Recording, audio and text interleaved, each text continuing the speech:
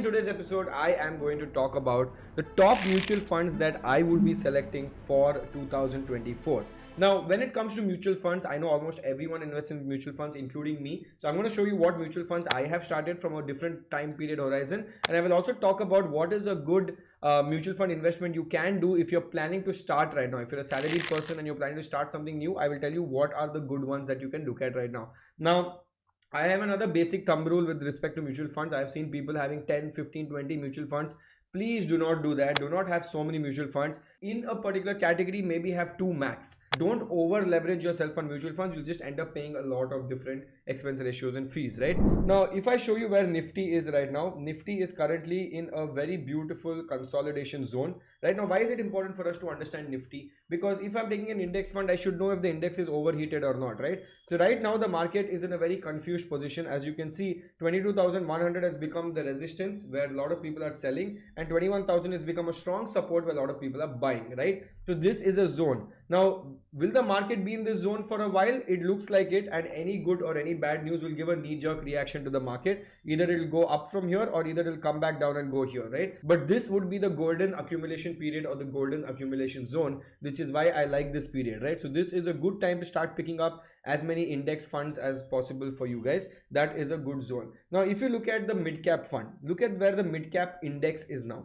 Mid-cap index from the last 1 year is insanely overvalued. It is just shooting up like there is no tomorrow. This is not sustainable. The mid-cap companies are going haywire also because there's a lot of value unlocking happening in the mid-cap companies. That is why this rally is there, right? Because when the new government orders are coming in, when government is pitching energy or railway, the mid-cap companies are performing better than the large cap guys, and large cap guys are not getting the same premium as mid-cap. And it's not just mid-cap, because we're seeing money from the retail flow flowing into small cap as well. And this is the small cap rocket, as you can see, which is just gone up quite significantly high, right? I think the mid cap and small cap, both indexes are majorly overheated right now, and I think a small correction is imminent. It has to go down quite a bit, right? Now, coming to the final index, which is the NASDAQ, which is your US index. Now, US index, boss, is sitting at an all-time high.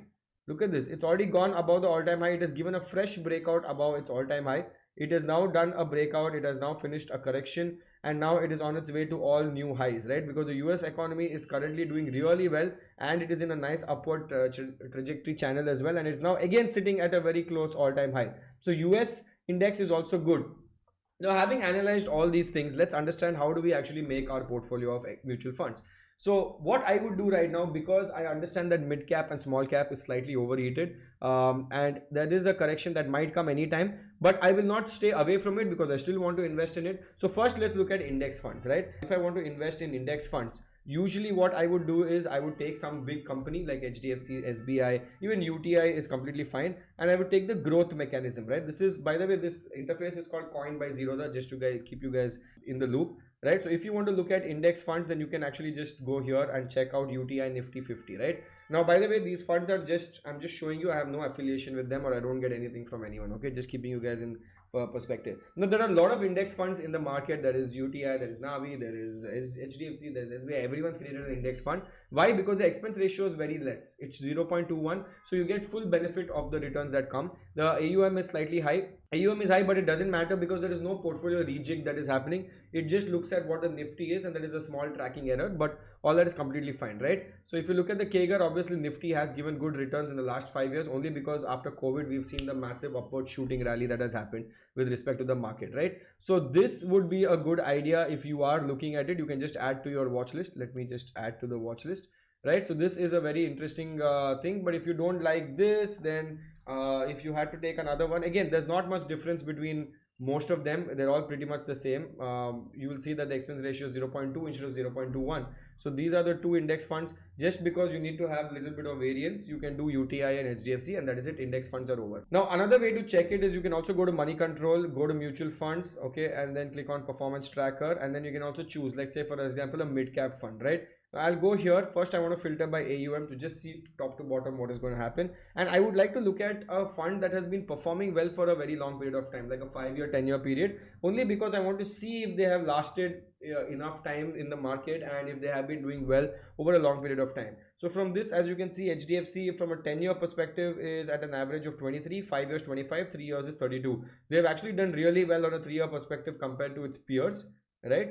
And if you look at it from a 1 year, again they've done really well. And if you've done 2 years, they've also done really well. And HDFC is good, but only problem is they have a huge AUM. Whenever someone has a huge AUM, it's difficult to move funds around in the market. That's why people sometimes prefer going to somewhere around a lower AUM market to check as well. So again, as I said, I would suggest having two mutual funds in the mid cap space. I would go with one big, one small. So if I had to go with the big, I would either choose HDFC or Nippon India. Both are pretty much same. So let me just try here. What is it called? HDFC Mid Cap Opportunities Fund. Always choose a direct fund. Don't choose indirect fund because you lose on the expense ratio. Low expense ratio on the mid cap fund here. And if you look at the last 5 years, it has given a CAGR of 25%. Beautiful, right? Beautiful CAGR. Now, if you feel that this is oh, it's already in my watch list, and if you feel this is a bit too much, then you can check out Nippon Mid Cap. But again, I would take both Nippon Mid Cap and this in the higher category only. Nippon India Growth Fund, it's called. Okay, Mid Cap Fund. Okay, if you look at the last 5 years, 26%, pretty good. I would also like, I also look at the companies that they're holding just to see if the allocation is good or bad. Right now they have PFC, Chola, Varun, AU, Supreme, Fortis, pretty good companies. I can add this to my watch list as one of the things. And the third mid cap, I would go for a Quant one, because Quant has been performing really well in the last few years. Quant, because they use momentum strategies, they're using well. But please understand, Quant mid cap fund is a momentum based strategy. It will only do really well if the market is in a momentum, as if right now it is in a momentum. If the momentum continues for the next 2-3 years, this will continue to do well, give you significant alpha generation. As you can see, it's 6% more, but only because it is an alpha fund and only because it is a momentum fund. If the momentum dies down in the market, then this might not give you great amount of returns. Okay, so look at the companies it's holding: Reliance, Linde, Aurobindo, NMDC, Adani, Poonawalla, PNB, Tata Communications, and all of that. So I can add this to my watch list as well. And the expense ratio is 0.76, which was slightly lower as well. Now, mid cap, I told you, I would not prefer buying large cap. Now, there's a very weird school of thought that say, Shashank, buy index funds and buy large cap. I don't like buying large cap and index funds at the same time. I would choose either or, and if I had to choose either or, I would choose index funds because the expense ratio is lower. I would not buy large cap and index funds because the overlap between large cap and index funds are obviously quite big. So why would I go for large cap? I'm very happy with index. Even if I lose 1 or 2%, I'm okay. But index funds are for me are better. Mid cap and small cap funds are for me for my alpha generation. Okay. What is alpha? It is the edge of the market where you get little more returns coming into the picture. Now coming to small cap fund, again filter for AUM just to keep a track of it. Now by default in history, Nippon India has been one of the best performing small cap funds over any period of time. 1 year, 2 year, 3 year, 4 year, 5 year. Nippon has always been beating the market. Even though it has a high AUM, it has always been one of the best performing funds. So I would not change that. Because there is a thing that in the history it has done well. Yes, obviously past performance does not mean that future performance will do well, but I understand that there are some structures that companies are built with, and if they're good structures, then they will continue to do well. So this I would not think too much. I would go for Nippon India small cap growth. Coming to add watch list. Okay, and after that, as you see, the last 5 years CAGR is 31%. And the next, I would again go for a Quant momentum. Now this is only until the momentum lasts. The minute the market becomes boring, dabba, sleepy, I would actually start doubling down more, because eventually when the market goes back into momentum, it starts shooting up at the same time. As you can see, it did not do really well in the lull phase. 2014 to 2019, it was quite normal. Only now it has started shooting quite significantly like this, right? So this is also a very good fund, and obviously you can see more funds over here that you want to track. But from a 5-year perspective, if I had to filter, you can see Quant is doing well, Bank of India, Nippon. So I would not take a risk with Bank of India as it's too small. I would just go with something that has been there in the market and is giving significant returns, right? Now we've covered mid cap, we've covered small cap, and we've covered index. Now what about NASDAQ? Over here, I think there's only one great fund, which is the PPFAS mutual fund, which is the Parag Parikh Flexi Cap fund. Flexi Cap funds are a good category over here. As you can see, Parag Parikh is there, but HDFC is also there, Kotak is there. I think now new Helios and all have come into the market. Tata is also there. But if you look at Parag Parikh, they have been doing one fund for a very long period of time, and they've been damn good at it with respect to their returns, right? As you can see, they're significantly outperforming everyone in the market. That is also doing well. And Quant has recently launched their own flexi cap. Not recently, Quant also has that flexi cap, but again, as I told you, even if you look at Quant's flexi cap, it is doing well because the market is in a momentum, or else this is safe. So I would go with the safer and riskier option. Again, would be small Quant flexi cap growth. Yes, expense ratio is less, 0.77, good alpha generation. And I would also see what they've invested in.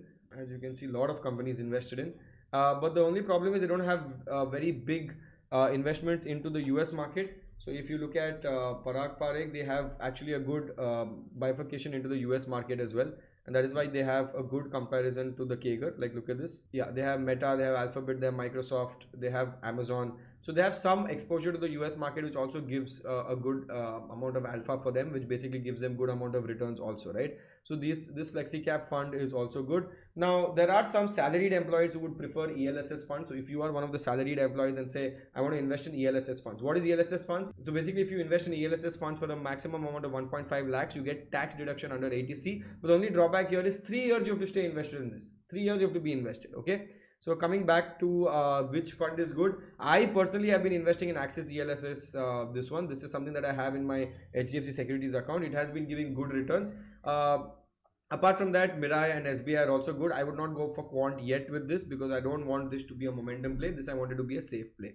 Now let me show you what I have been investing. I've been investing in only 2 funds very recently, and I've done very small amount because I prefer playing in the main stock market because the momentum is good. But I'm preparing this for like two reasons. One, I have 2 funds, long-term funds that I'm preparing for my retirement, and for, let's say, if I have kids tomorrow, I want one kid to like be sorted with respect to everything. So I'm just investing in 2 things. One is an index fund which is called Motilal Oswal Nifty Microcap Index Fund. And this is I'm doing this for next 30 years. So I know whatever happens, the 30-year XIRR should be good because I will see multiple momentums, multiple cycles, so that should be good. And second, now because we are in a quant momentum zone, I think this is also doing well, and I'm already sitting at 22% return and 19% return on this.